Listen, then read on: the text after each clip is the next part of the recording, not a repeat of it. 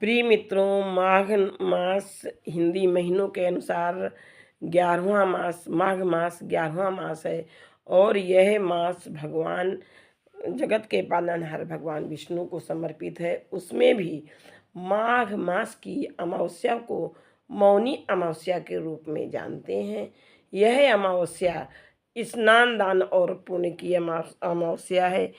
यह अमावस्या अपने पितरों को तर्पण करने के लिए बेहद प्रसिद्ध है। मौनी अमावस्या स्नान दान और इसके लिए बेहद प्रसिद्ध है, बहुत ही लाभकारी है। इस वर्ष तो 12 वर्षीय जो 144 साल बाद जो कुंभ महाकुंभ पड़ा है, इसके लिए और भी खास है यह अमावस्या। तो इस दिन सबसे पहले अपने पितरों की प्रसन्नता के लिए या हमारे घर से जो भी व्यक्ति अपना शरीर छोड़ चुके हैं, उनकी प्रसन्नता के लिए उनको ब्रह्म मुहूर्त में पवित्र नदी में स्नान करके या प्रयाग तीर्थराज प्रयाग में स्नान करके और सूर्यदेव को जल अर्पित करके, इसके बाद एक तांबे के लोटे में जल ले करके उसमें काले तिल, कुशा से पीले फूल, लाल फूल से भगवान अपने पितरों का तर्पण करें, सूर्यदेव को जल दें। यह बेहद शुभ अमावस्या है, कुंभ के पड़ जाने से बेहद खास हो जाती है। तो इस दिन ये उपाय जरूर करें। अगर हम कुंभ नहीं जा पाते हैं तो हम अपने घर पर ही काले तिल स्नान के पानी में डाल लें। काले तिल से स्नान, काले तिल से उबटन, काले तिल से सूर्यदेव को जल, काले तिल से काले तिल, गुड़ और शहद और घी से मिश्रित अपने पितरों की प्रसन्नता के लिए हवन तर्पण उन्हें जल दें, पुष्प भी ले लें। और इस दिन दान में जूते का दान, छतरी का दान, ऊनी कपड़े का दान, वस्त्र का दान बेहद लाभकारी है। इस दान से हमें स्वर्गलोक की प्राप्ति होती है और स्वर्गलोक की प्राप्ति तभी तक होती है जब तक कि हमारे पुण्य रहते हैं, और जब हमारे पुण्य कर्म क्षय हो जाते हैं, नष्ट हो जाते हैं, तो हमारा वहाँ का समय, स्वर्गलोक का समय समाप्त हो जाता है। मौनी अमावस्या के दिन पीपल के वृक्ष पर जल अर्पित करने का भी विशेष महत्व है। इस दिन पीपल के पत्तों पर मिठाई रखकर पितरों को अर्पित करने से पितरों की आत्मा को शांति मिलती है और वो हमें आशीर्वाद प्रदान करते हैं। मौनी अमावस्या है मंगलकारी। नाराज पितरों को मनाने के लिए यह अमावस्या बेहद खास है, बेहद लाभकारी है। मौनी अमावस्या पर व्रत और श्राद्ध करने से पितरों की आत्मा को शांति मिलती है, वे हमें आशीर्वाद देते हैं। पितरों को प्रसन्न करने के लिए मौनी अमावस्या पर ऊनी कपड़े, तिल से पूरित पात्र, जूते, चप्पल आदि का दान, इससे जीवन में सौभाग्य सुख का आगमन होता है। इस दिन काले तिल को तांबे के लोटे में भरकर एक भेली गुड़ रखकर, दक्षिणा के पैसे रखकर अगर हम दान करते हैं तो वो अक्षय पुण्य की प्राप्ति होती है। इस प्रकार से यह अमावस्या बेहद खास अमावस्या है। मौनी अमावस्या के अवसर पर घर के बाहर दक्षिण दिशा में अपनी पितरों की प्रसन्नता के लिए सरसों के तेल का दीपक शाम के समय जलाते हैं। पितर प्रसन्न होकर हमें आशीर्वाद देते हैं कि हमारे उत्तराधिकारी, हमारे आने वाली संतान हमारा इतना ध्यान रख रही हैं, ख्याल रख रही हैं। तो इस दिन हम अपनी पितरों की प्रसन्नता के लिए उन्हें गंगा जल से तर्पण करते हैं, तिल गुड़ और का भोग अर्पण करते हैं, कुशा भी देते हैं और पुष्प भी अर्पित करते हैं। इस प्रकार से हम तिल गुड़ का हवन भी करते हैं अपने पितरों की प्रसन्नता के लिए। तो इसलिए यह अमावस्या बेहद ही खास अमावस्या है और इस दिन मौन रहकर हम अपने पुण्यों को और अधिक अर्जित करते हैं। इस प्रकार से धार्मिक मान्यता है कि मौनी अमावस्या पर जो दान पितृ पूजन आदि किया जाता है उसे जीवन भर कभी कष्ट नहीं झेलना पड़ता है। पूर्वजों के आशीर्वाद से उसका घर फूलता फलता है, उसके वंशज वंश में वृद्धि होती है। तो इस बार इस दिन प्रयागराज में महाकुंभ का तीसरा शाही स्नान भी है मौनी अमावस्या के साथ। महाकुंभ का अद्भुत संयोग बहुत फलदायी है। प्रिय मित्रों, माघ महीने में पवित्र नदियों में स्नान शुभ माना जाता है, लेकिन मौनी अमावस्या पर इस स्नान का पुण्य कई गुना ज़्यादा बढ़ जाता है। इस दिन अगर संपूर्ण रूप से मौन रहा जाए और ये सारे उपाय किए जाएं तो अद्भुत स्वास्थ्य लाभ और ज्ञान की प्राप्ति होती है और हमारे पितर भी प्रसन्न होते हैं। तो प्रिय मित्रों, जीवन में इस प्रकार के धार्मिक कार्य ये छोटे छोटे पुण्य कर्म हमें अवश्य अर्जित करते रहना चाहिए।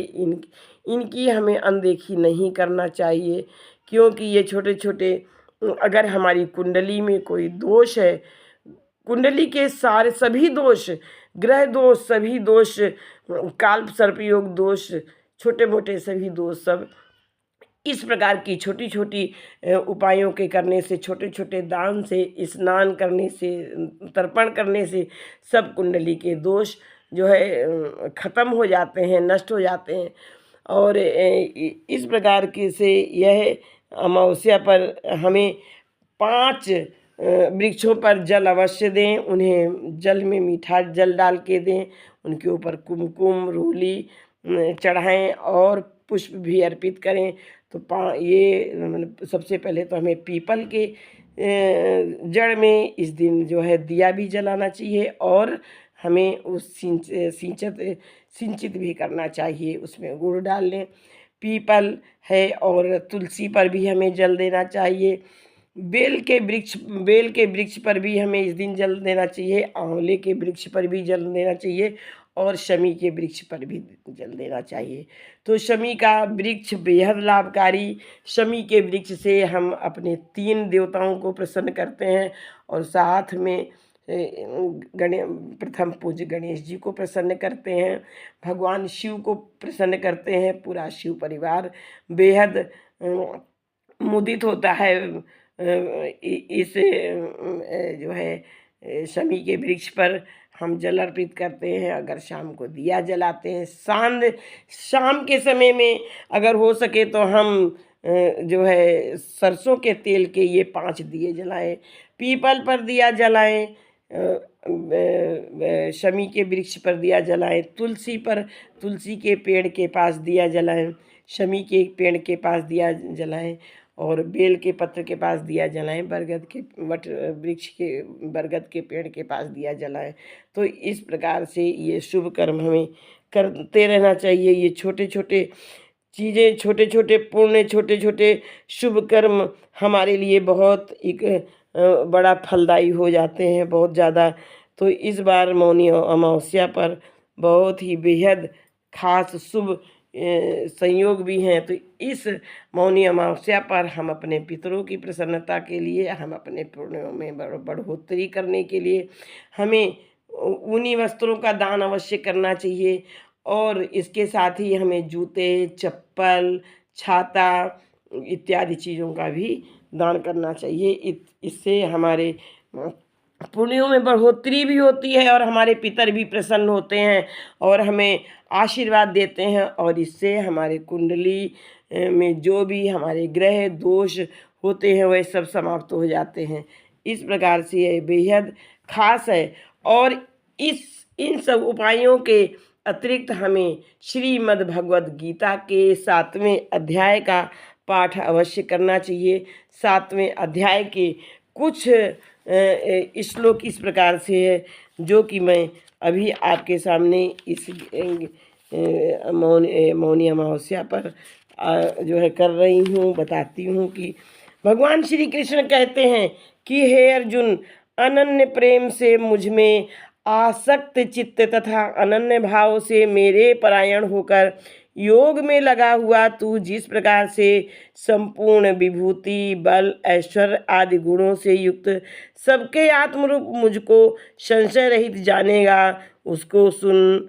कहते हैं, मया आसक्त मनाः पार्थ योगम युञ्जत मद आश्रया असंशयं समग्रं मां यथा ज्ञास्यसि तत् शृणु।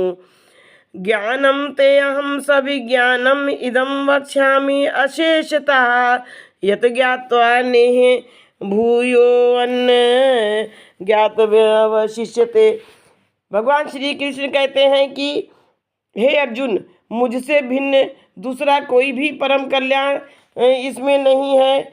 मत्ता परतरम नान्यत किंचित अस्ति धनंजय मयि सर्वमिदं प्रोक्तम सूत्रे मणिगणायु। कहते हैं कि हे अर्जुन, हे धनंजय, मुझसे भिन्न इस जगत में, इस संसार में दूसरा कोई भी परम कारण नहीं है। यह संपूर्ण जगत सूत्र में, सूत्र के मणियों के सदृश मुझ में ही गूथा हुआ है। हे अर्जुन, पृथ्वी, जल, अग्नि और आकाश, मन, बुद्धि और अहंकार, इस प्रकार यह 8 प्रकार से विभाजित मेरी प्रकृति है, इसे तुम समझो। फिर आगे कहते हैं कि हे अर्जुन, मैं जल में रस हूँ, चंद्रमा और सूर्य में प्रकाश हूँ, संपूर्ण वेदों में ओंकार हूँ, आकाश में शब्द और शब्द में पुरुषों में पुरुषत्व हूँ। कहते हैं कि रसोऽहम् अप्सु कौन्तेय प्रभास्मि शशि सूर्यो प्रणवा सर्ववेदेषु शब्दाखे पौरुषम ऋषु।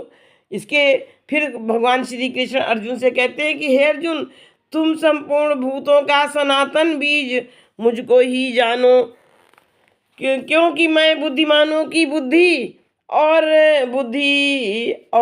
तेजस्वियों का तेज हूँ।